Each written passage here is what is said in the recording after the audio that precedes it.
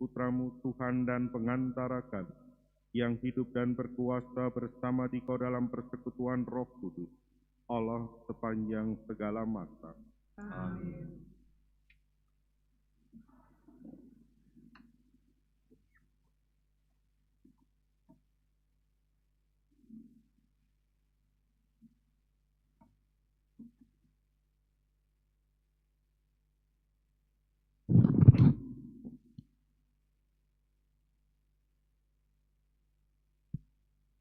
Bacaan dari Kisah Para Rasul. Dalam perjalanannya, Paulus sampai di Antiokhia di Pisidia. Di rumah ibadat Yahudi, di sana Paulus berkata, "Hai saudara-saudaraku, baik yang termasuk keturunan Abraham maupun yang takut akan Allah, kabar keselamatan sudah disampaikan kepada kita.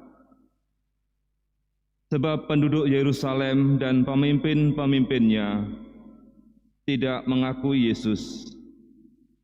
Dengan menjatuhkan hukuman mati atas Yesus, mereka menggenapi perkataan nabi-nabi yang dibacakan setiap hari Sabat. Dan meskipun mereka tidak menemukan sesuatu yang dapat menjadi alasan untuk hukuman mati, namun mereka telah meminta kepada Pilatus supaya Yesus dibunuh. Dan setelah mereka menggenapi segala sesuatu yang ada tertulis tentang Dia, mereka menurunkan Dia dari kayu salib, lalu membaringkannya di dalam kubur. Tetapi Allah membangkitkan Yesus dari antara orang mati. Dan selama beberapa waktu, Ia menampakkan diri kepada mereka yang mengikuti Dia dari Galilea ke Yerusalem. Mereka itulah yang sekarang menjadi saksinya bagi umat ini. Dan kami sekarang memberitakan kabar kesukaan kepada kamu, yaitu bahwa janji yang diberikan kepada nenek moyang kita telah digenapi Allah kepada kita, keturunan mereka, dengan membangkitkan Yesus, seperti yang ada tertulis dalam Mazmur kedua. Anakkulah engkau, pada hari ini engkau telah kuperanakkan. Demikianlah sabda Tuhan. Syukur pada Allah. Anakkulah engkau, pada hari ini engkau telah kuperanakkan. Anakkulah engkau, pada hari ini engkau telah kuperanakkan. Akulah yang telah melantik rajaku di Sion, gunungku yang kudus. Aku mau menceritakan tentang ketetapan Tuhan. Ia berkata kepadaku, "Anakkulah engkau, pada hari ini engkau telah kuperanakkan." Anakkulah engkau, pada hari ini engkau telah kuperanakkan.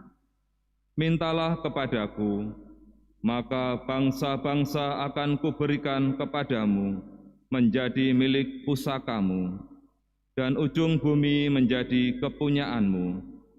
Engkau akan meremukkan mereka dengan gada besi dan memecahkan mereka seperti tembikar tukang periuk. Anakkulah engkau, pada hari ini engkau telah kuperanakkan. Oleh sebab itu, hai raja-raja, bertindaklah bijaksana, terimalah pengajaran, hai para hakim dunia. Beribadahlah kepada Tuhan dengan takwa, dan ciumlah kakinya dengan gemetar. Anakkulah engkau, pada hari ini engkau telah kuperanakkan. Haleluya, haleluya, haleluya, haleluya, haleluya, haleluya. Akulah jalan kebenaran dan hidup.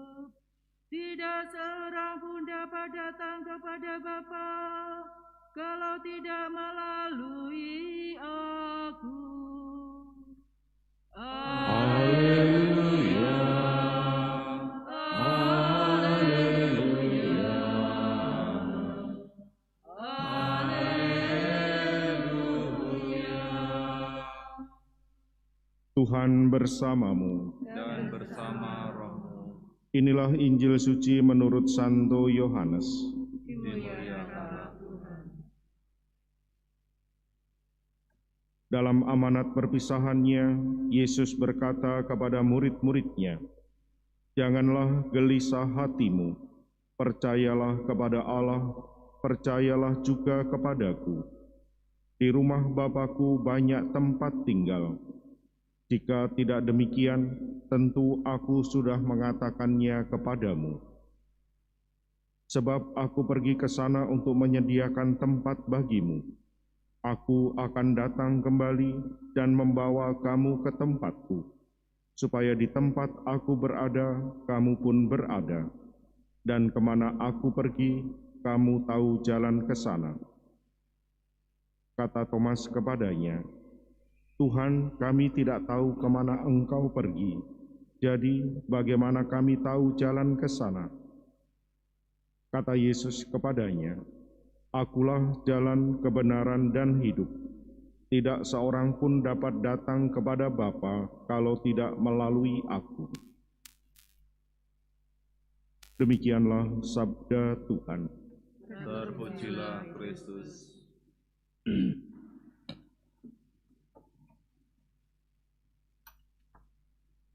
Bisa dibilang bahwa setiap orang, atau kalau tidak boleh dikatakan semua orang, kebanyakan orang melakukan segala sesuatu dengan berharap ada kebahagiaan yang akan diperoleh. Karena memang itulah salah satu tujuan penting dalam hidup tiap orang. Apapun yang kemudian menjadi perbuatannya dan kemudian usaha pengorbanannya, harapannya adalah memperoleh kebahagiaan. Dan harus diakui bahwa ukuran kebahagiaan itu pada setiap orang bisa sangat berbeda, mungkin juga bertolak belakang. Dan disitulah kemudian kita menemukan perbedaan-perbedaan apa yang dilakukan oleh orang satu dengan yang lain bisa menjadi sangat berbeda. Dan memang dalam perjalanan kehidupan kita pun juga mengalami bahwa apa yang akan kita lakukan, yang kemudian kita perjuangkan bisa berubah-ubah, tergantung dinamika perkembangan diri kita, tergantung juga dinamika perkembangan zaman. Dan disitulah kemudian kita diajak untuk merenungkan apa sebenarnya ukuran kebahagiaan kita masing-masing. Dan ketika kita menemukannya, tentu juga kemudian kita akan berusaha untuk mencapainya, bahkan bila perlu dengan pengorbanan. Dan disitulah kita diajak untuk melihat dan merenungkan secara lebih dalam lagi dengan ukuran-ukuran kebahagiaan yang pernah kita kenal, pernah kita lalui. Bisakah kita meninggalkan ukuran kebahagiaan yang utama dan bahkan mutlak, yaitu yang ditawarkan Yesus hari ini kepada kita semua? Akulah jalan, kebenaran, dan hidup. Dan Yesus sendiri menegaskan, Aku pergi untuk menyediakan tempat bagimu. Aku akan datang kembali dan membawa kamu ke sana. Ukuran yang ditawarkan oleh Yesus adalah teladan hidupnya sendiri, satu kesatuan yang baru saja kita rayakan dan masih kita rayakan sampai pada hari ini, sengsara, wafat, dan kebangkitannya. Sehingga ketika kita mengalami semuanya itu di dalam kehidupan yang nyata, dan kemudian kita mengalami sengsara atau juga dalam artian tertentu wafat Kristus, beranikah kita memandang salibnya? Sehingga ketika kita merasakan penderitaan, merasa ada kesusahan di dalam kehidupan kita, beranikah kita membandingkan dengan salib yang telah diterima oleh Kristus sendiri? Dan Kristus menunjukkan kepada kita sengsara, wafat, menyatu dengan kebangkitannya. Dan hari ini Melalui Thomas, Yesus menegaskan, "Akulah jalan, kebenaran, dan hidup." Dan Yesus sendiri menegaskan kepada kita, kebahagiaan manakah yang bisa dibandingkan dengan tawaran Yesus kepada kita semua? "Aku pergi untuk menyediakan tempat bagimu. Aku akan datang kembali dan membawa kamu ke tempatku." Bapak, Ibu, Saudara-saudari yang terkasih dalam Kristus, hari ini kita diajak untuk melihat, merenungkan perjalanan kehidupan kita dengan segala ukuran kebahagiaan yang pernah kita kenal, yang kita perjuangkan sampai pada saat ini. Bisakah dan beranikah kita membandingkan dengan ukuran kebahagiaan yang ditawarkan oleh Yesus kepada kita?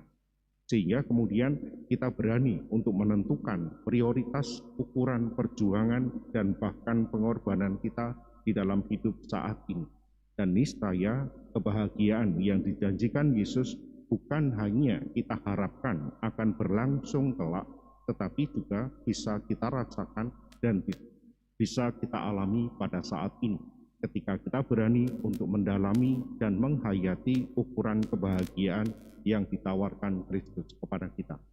Melalui perayaan Ekaristi hari ini kita mohon rahmat dan kekuatan Tuhan agar persatuan kita dengannya dalam komuni kudus semakin memampukan kita untuk merasakan kehadiran Tuhan dan akhirnya menjadi kekuatan bagi kita untuk mencapai kebahagiaan yang dijanjikan oleh Yesus kini dan pada saat nanti.